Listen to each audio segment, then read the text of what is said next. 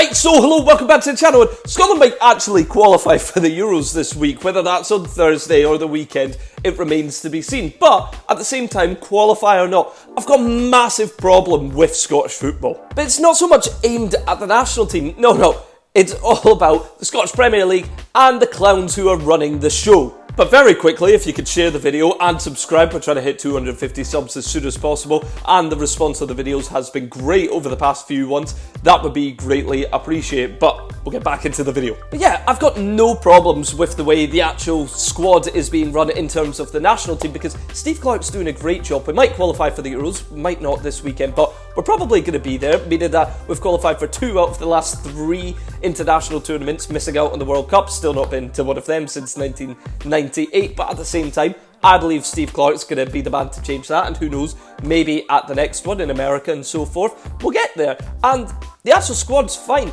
My only problem with that is there's a lot of Premier League footballers in there. And look, that's not a criticism. The majority of the starting 11 plays outside of the Scottish League. It's only really Callum McGregor who actually gets a game. The likes of Robertson, Hickey, McGinn, so forth, they're all Premier League players, and they're all proven Premier League players as well.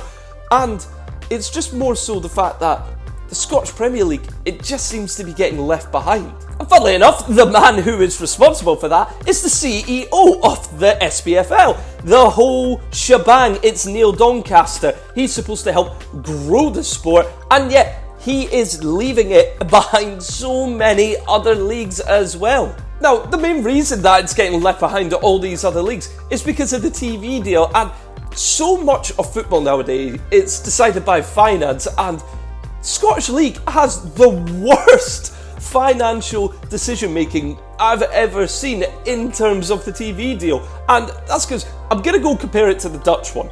And look, Scotland, not the biggest population, 5.4 million people roughly, but the TV deal that we have is so bad. We signed a deal with Sky up until the 28-29 season, and we get about 30 million quid a year. And that sounds great on paper, but when you compare it to the Dutch one, it's so bad, and it's just monumental how undersold the Scottish game actually is. Because Holland, yes, a bigger country, it's got about 17.6 million people, but it's got 4 times the size of our TV deal. They're getting 115 million quid a year. A year! And this deal is for 5 years, so they've got a 60 million signing bonus as well as that for signing on. So they're getting about £635 million across 5 years. And that is £97 million more every single year compared to the Scottish game. And then a lot of people say, well, then why can't Rangers and Celtic and even Aberdeen, Hearts and Hibs compete in European Football Champions League, Europa Conference League? Because we've not got money. Because we've got no money to put back into the clubs. Now look, I'm not saying that the Scottish game should be getting more money than the Dutch game, because yes, Holland is a bigger population. But at the same time, if you're looking at it per 1,000 people in all of Scotland, all of Holland, wherever, per capita, Scotland have a higher viewer percentage, more than anyone in Europe. Because every single week, on average, there's about 21.9 people, so we'll round that up and say 22 people out of 1,000 people inside of Scotland go to a football match every single weekend to go see their team. Whether that is Rangers or Fort William, it doesn't make a difference. That is 65% higher than second place, which is Holland, which is 12.9 per 1,000 people. That's bonkers. And for those wondering who the top 5 are, well, you've then got Denmark, who are 12.2, Iceland, who are 12, and then it's a tie between England and Wales for 11.4. So, per head, per capita, Scotland are getting far more people watching, and we've undersold so much that it genuinely might be too late to actually try and salvage something. And a big problem that I have with the Sky package that Neil Doncaster signed for is the fact that every single team in the top flight, all 12 teams, Rangers all the way down to Ross County, Celtic all the way down to St Mirren, whoever, every single team, they've got a maximum of 4 home games that can be televised. That's it. 4. And so they pick the worst games every week. And that's because they want to show certain games some other weeks, and it just doesn't add up. For example, the Edinburgh Derby, the second biggest game in Scotland. I don't care who you support. You can be an Old Firm fan, you can be an Aberdeen fan, you can like one of the Dundee club, whoever you support.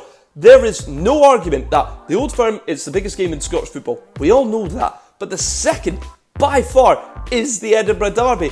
And the last 4 or 5, they've not been shown on TV. I mean, you look at the game last year when it ended 1-0 at Tynecastle. That was a massive game. It was to see who got 4. Whether Hearts going to have a massive collapse and Hibs going to overtake them after looking dead and buried on the last day of the season. And it was brilliant. And then you've got a brawl at the end, which, yes, we don't like to see. People love to see that. That's all the talking point was after. Then the recent game that happened this weekend, Hearts 2-0 up. Absolutely cruising, and then 2 moments of madness from a managerial inexperience and a player who just was at fault for 2 goals. It let in Ellie Yuan, who scored 2 goals in 83 seconds, and then we're back at 2-0, and the game's back and forth, and you can't watch it unless you are at the game, or you watch it on either Hearts or Hibs TV, or you have a dodgy stick, but that's illegal and so forth, and you aren't showcasing the best matches available. It's just the games they pick. It's some random home team versus Rangers and Celtic away. That is the game every single week. And you don't believe me? There have been 8 games so far on Sky this year, this season anyway. And Rangers have been on 5, Celtic have been on 4, Ross County are the 3rd most on 2. Who did they play in both of them? I'll let you have a guess. Then you've got Aberdeen, St Mirren, St Johnstone, Livingston, all on 1. There have been 0 games so far that haven't featured either Rangers or Celtic. So you've got 0 games that don't feature the Old Firm. You've got 0 games with the Edinburgh teams. Now, argue all you want between 3rd and 5th with Hearts, Hibs, Aberdeen. That's probably the order, but some people will get mad at that. But argue all you want, doesn't matter. It's still 2 of the top 5 teams that haven't been on television yet out of the 8 games. And then you also look, Motherwell had a really great start to the season, not on any TV games. Dundee, the recently promoted team, have had 0 games so far. So what are we doing picking games here? It is astounding to me that we don't have a minimum and maximum amount of games that we can show teams, because every team should have minimum of 5 games that they are shown every single year. That's not a lot to ask, and there should be a maximum of 10 games that you can be shown against every single year, because then that stops the likes of St Johnstone versus Celtic. We know what's going to happen there. There is one odd shock that happens throughout the season of all this, but then if that shock comes early on, you know what's going to happen the rest of the time. Celtic and Rangers are just going to beat some random team away. And I have had arguments with Rangers and Celtic fans about, well, no one wants to watch other games that don't involve Rangers and Celtic. Yes, they do. Are you telling me that I would much rather watch Dundee versus Rangers on Sky at 12:30 other than Aberdeen versus Hibs, for example? Yeah, of course I want to watch the Aberdeen versus Hibs game way more than I want to watch the Rangers-Dundee game.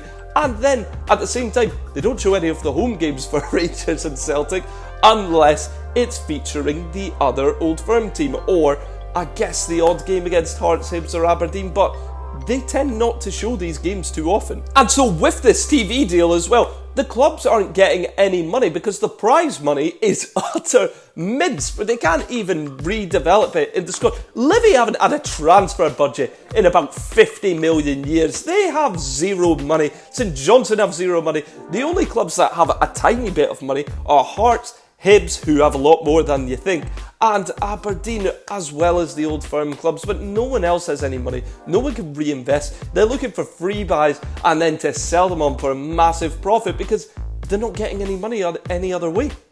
It's just facts. So how can you expect teams that have 0 money putting into their squad and usually players leaving, how can you expect them to compete in Europe at all? Rangers have the worst Champions League record of all time in a single campaign. Celtic have the worst performing manager in Champions League history per 20 games in Brendan Rodgers.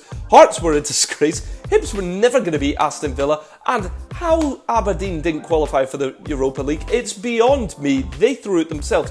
Scottish football is in such a bad moment at the minute because Celtic are terrible, Rangers are terrible, Hearts, Hibs, Aberdeen, all awful. There's no challengers. St Mirren are having a good spell but will fall off. Same with Motherwell, whose fall off has already started to happen.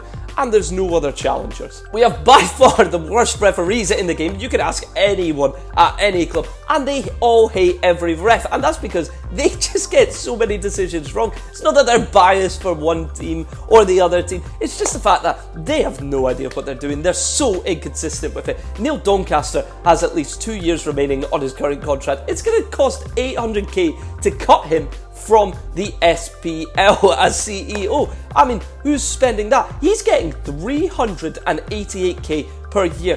When he joined 11 years ago, which he has not helped grow in the slightest, he was on 170k a year, which is still far too much for someone of his calibre, and he's given himself a massive pay rise over these 11 years. It's ridiculous. Because grassroots football doesn't get supported, you can't go anywhere, except you've got to pay for it now. There's no freedom in that sort of regard. The only way that kids can play for free is jumpers for goalposts, which, yes, it's great, I did that as a kid as well, but there's no proper development way there. And then you also have the likes of the fact that they've cut ties with the Cinch deal already about 2-3 years early, so this is going to be the last year pretty much of that.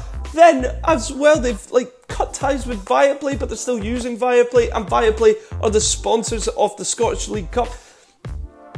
What's going on, man? So yeah, that's the state of Scottish football in a nutshell. I mean, the sooner Neil Doncaster's gone, the better for that. But if you have liked the video, make sure you give it a like, funnily enough. Subscribe and share the video around. It does mean an awful lot. Let me know what you guys think about the state of Scottish football below as well. Is there too much Old Firm? Is there not enough? Do you want to see a different TV deal? I certainly do. But please let me know in the comments below. Thank you so much for watching. Cheers.